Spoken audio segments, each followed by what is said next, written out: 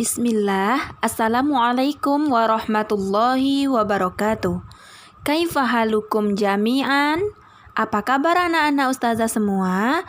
Ustazah doakan semoga anak-anak ustazah selalu dilindungi oleh Allah Subhanahu wa Ta'ala. Dan jangan lupa selalu perhatikan protokol kesehatan COVID-19 di rumah ya nak. Baiklah anak-anak ustazah, sekarang kita akan belajar tema 4, subtema 1. Tema 4, berbagai pekerjaan. Subtema 1, jenis-jenis pekerjaan. Kita akan masuk kepada pembelajaran pertama. Namun, sebelum belajar, marilah kita berdoa terlebih dahulu. Raditu billahi rabba wa bil islami dina wa bi Muhammadin nabiyya wa rasula. Rabbi zidni ilma warzuqni fahma. Dan anak-anak ustazah jangan lupa selalu zikir pagi dan petang ya nak. Adapun tujuan pembelajaran kita yaitu yang pertama, dalam pembelajaran bahasa Indonesia, anak-anak ustazah mampu menilai dan mendeskripsikan tokoh dalam cerita. Yang kedua, mata pelajaran IPS, anak-anak ustazah mampu membandingkan jenis-jenis pekerjaan berdasarkan diagram Venn. Yang ketiga, anak-anak ustazah pada mata pelajaran IPA mampu menunjukkan contoh kegiatan yang dapat menjaga keseimbangan dan kelestarian lingkungan. Subtema 1, jenis-jenis pekerjaan. Pembelajaran pertama. Perhatikan lingkungan tempat tinggalmu.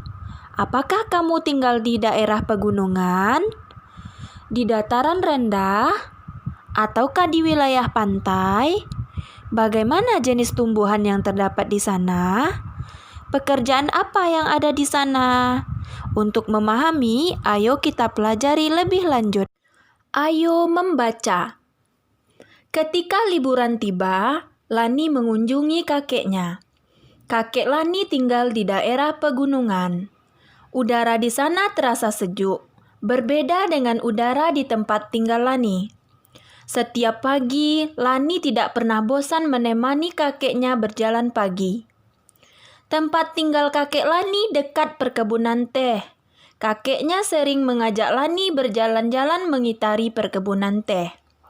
Lani diberitahu oleh kakeknya bahwa teh merupakan salah satu tanaman yang dapat tumbuh dengan baik di daerah berudara sejuk. Anak-anak ustazah, untuk memahami lebih lanjut tentang tempat hidup tanaman teh, mari kita baca bersama teks tentang tempat hidup tanaman teh, halaman pertama. Teh merupakan minuman yang banyak dikonsumsi oleh masyarakat di berbagai belahan dunia. Di Indonesia, tanaman teh tumbuh subur di wilayah pegunungan yang berudara sejuk. Teh merupakan salah satu tanaman yang dapat tumbuh di daerah dengan ketinggian antara 200 sampai dengan 2000 meter di atas permukaan laut. Tanaman teh dapat tumbuh dengan baik di daerah dengan suhu antara 14 derajat Celcius sampai 25 derajat Celcius, yang cukup mendapat curah hujan karena tanaman teh tidak tahan terhadap kekeringan. Curah hujan sangat dibutuhkan untuk menjaga perakaran tanaman teh. Di Indonesia, perkebunan teh tersebar di beberapa wilayah pegunungan di Pulau Jawa dan Sumatera. Kedua pulau tersebut sangat mendukung pertumbuhan teh karena tanahnya sangat subur. Beberapa daerah perkebunan teh di Pulau Jawa antara lain Ciwidey dan Bogor, itu di Jawa Barat, Brebes dan Wonosobo, itu di Jawa Tengah, Malang, itu di Jawa Timur. Adapun perkebunan teh di Pulau Sumatera antara lain di Simalungan atau Sumatera Utara dan Kerinci, Jambi. Kalau di daerah kita itu ada di Alahan Panjang Solo ya nak ya. Pohon teh juga berfungsi untuk mencegah terjadinya erosi. Tanaman teh yang ditanam berjajar rapi dengan jarak 1 meter dapat menahan derasnya aliran air sehingga tanah tidak terkikis terbawa air. Jadi, selain berfungsi sebagai bahan minuman, teh juga berfungsi untuk menjaga lingkungan. Nah, sekarang untuk lebih memahami tentang teks di atas, kita akan jawab pertanyaan nomor 1 sampai nomor 5, halaman 2 sampai halaman 3. Pertanyaan pertama, di mana tanaman teh dapat tumbuh dengan baik? Nah, jawabannya ada pada paragraf nomor 2. Teh merupakan salah satu tanaman yang dapat tumbuh di daerah dengan ketinggian antara 200 sampai dengan 2000 meter di atas permukaan laut. Pertanyaan nomor 2. Bagaimana caranya agar tanaman teh bisa bermanfaat menahan erosi? Jawabannya ada pada paragraf nomor 4 atau paragraf terakhir. Tanaman teh yang ditanam berjajar rapi dengan jarak 1 meter dapat menahan derasnya aliran air, sehingga tanah tidak terkikis terbawa air. Soal nomor 3. Apa yang terjadi apabila tanaman teh terus-menerus dikonsumsi besar-besaran? Yang akan terjadi apabila tanaman teh dikonsumsi terus-menerus dan secara besar-besaran, tanaman teh akan terganggu kelestariannya. Soal nomor 4. Apa yang sebaiknya dilakukan oleh petani teh agar tumbuhan teh tetap bertahan? Yang sebaiknya dilakukan oleh petani teh, yang pertama, pengolahan tanah adalah mengusahakan tanah menjadi subur, gembur dan bersih dari sisa-sisa akar dan tunggul, serta mematikan gulma yang masih tumbuh. Yang kedua, dalam penanaman, hal yang harus diperhatikan adalah penentuan jarak tanam yang tepat, pengairan, pembuatan lubang tanam, teknik penanaman dan penanaman pelindung yang diperlukan.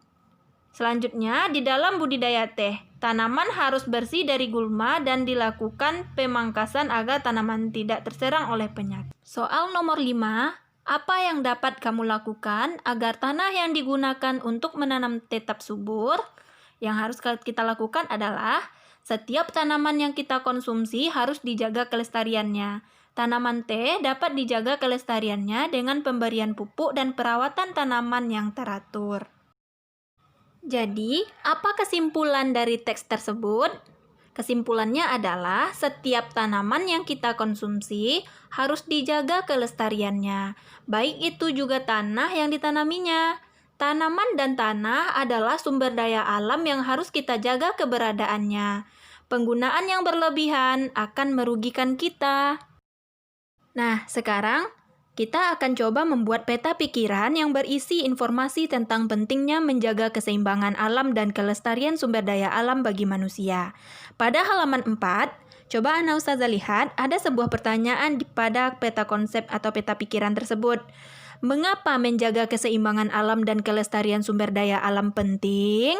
Jawabannya, karena kita hidup di alam, jadi keseimbangan dan kelestarian sumber daya alam sangat penting bagi kita. Sebagai contoh, kalau keseimbangan alam terganggu, akan banyak terjadi bencana seperti bencana alam tanah longsor, banjir, dan sebagainya.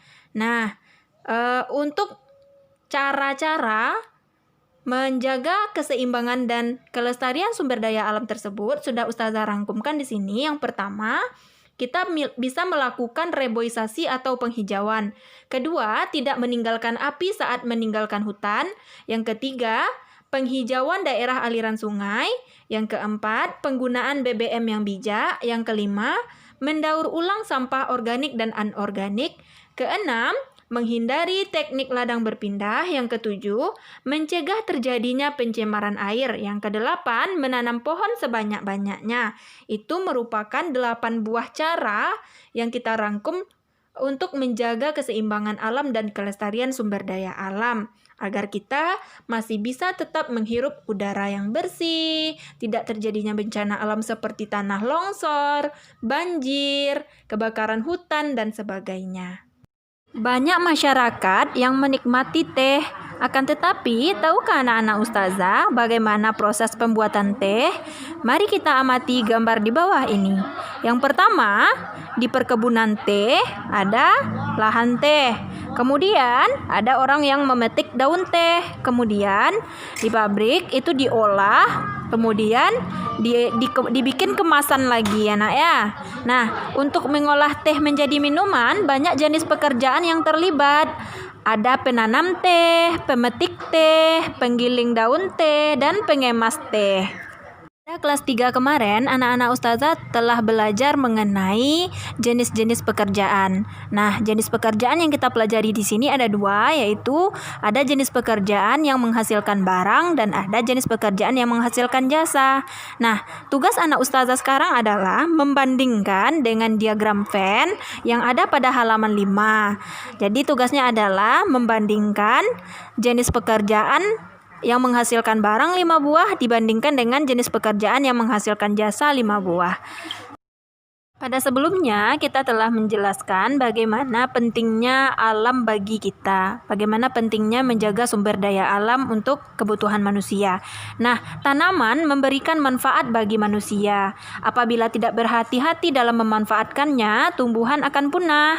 Manusia akan mengalami kesulitan. Oleh sebab itu, kita wajib menjaga keberadaan tanaman dengan menanam kembali serta menjaga lingkungannya. Sekarang coba anak ustazah baca halaman 6 di dalam hati. Ada cerita tentang taman bermain yang hilang. Lalu nanti kita akan coba jawab pertanyaan pada halaman 7, 8, dan 9 ya nak ya. Soal pertama, siapa yang tinggal di dalam hutan bakau? Jawabannya hewan-hewan dan serangga seperti kepiting, udang, kura-kura, monyet, dan bangau. Soal kedua, apa yang biasa dilakukan Kupi dengan ayahnya, yaitu berjalan di gundukan pasir menanti air pasang. Soal ketiga, mengapa Kupi sedih dan marah? Karena hutan bakau tempat Kupi bermain sudah rusak. Soal keempat, gambarlah salah satu tokoh. Tulislah pendapatmu tentang tokoh tersebut. Di sini ustazah mengambil tokoh Kupi ya nak ya. Kupi adalah kepiting kecil yang sangat peduli akan kelestarian lingkungannya. Selain bermanfaat untuk manusia, tumbuhan juga bermanfaat bagi kehidupan binatang. Salah satu contohnya adalah tanaman bakau yang telah kita bahas pada teks di atas. Nah, sekarang kita perhatikan manfaat bakau berikut ini. Yang pertama, bisa melindungi pantai dari erosi dan abrasi. Yang kedua, bisa menahan rembesan air laut ke darat. Yang ketiga, sebagai perangkap zat-zat pencemar dan limbah industri. Yang keempat, menciptakan udara pesisir yang bersih dan segar. Yang kelima, menjadi habitat alami berbagai biota darat dan laut. Yang keenam, mengurangi dampak bencana akibat gelombang laut seperti badai dan gelombang pasang. Sekarang kita jawab pertanyaannya, mengapa kita harus menjaga kelestarian tanaman bakau? Karena tanaman bakau bermanfaat untuk melindungi pantai dan abrasi, memecah gelombang dan tempat berkembang biak ikan. Yang kedua, apa yang terjadi jika hutan bakau rusak? Yang akan terjadi adalah abrasi atau pengikisan pantai. Berkurangnya stok ikan, meningkatnya dampak bencana alam, rusaknya ekosistem pantai, terganggunya kelangsungan hidup warga sekitar. Bagaimana hutan bakau dapat menjaga keseimbangan alam? Nah, dengan menyerap karbon dioksida saat fotosintesis dan menahan tanah di pesisir pantai agar tidak terkena abrasi akibat gelombang laut. Nah, apa saranmu agar hutan bakau tetap lestari? Yang pertama, tidak menebang hutan secara sembarangan, melakukan reboisasi. Yang ketiga, menjaga habitat yang ada di hutan tersebut. Yang keempat, menjaga kebersihan di hutan tersebut. Yang kelima, menjaga hutan tersebut dari kebakaran. Yang keenam, mengurangi penggunaan kertas dan tisu. Di sekitar kita banyak sumber daya alam yang harus kita jaga. Nah, berikut ini ustazah contohkan sumber daya alamnya ada dua, yaitu tumbuhan dan hewan. Bagaimana cara menjaga sumber daya alam tumbuhan? Yang pertama, kita tidak menebang pohon sembarangan. Yang kedua, kita lakukan tebang pilih. Jadi, pohon yang sudah cukup usia baru kita tebang, yang masih kecil atau masih muda kita biarkan dia hidup dulu. Selanjutnya, setelah kita lakukan penebangan tebang pilih, lalu kita lakukan lagi reboisasi. Nah, bagaimana cara menjaga hewan? Nah, untuk caranya adalah yang pertama, tidak berburu hewan, lalu kita akan melindungi hewan liar atau satwa langka. Itulah muatan pembelajaran kita pada pembelajaran 1 ini. Dapat kita simpulkan pada muatan bahasa Indonesia, anak-anak ustazah mampu mendeskripsikan tokoh dalam cerita atau teks. Untuk muatan pembelajaran IPA, anak-anak ustazah mengetahui cara-cara menjaga sumber daya alam. Selanjutnya, untuk muatan pembelajaran IPS, anak-anak ustazah mengetahui jenis-jenis pekerjaan yang bergerak di bidang jasa dan barang. Barakallahu fikum. Ustazah sudahi. Assalamualaikum warahmatullahi wabarakatuh.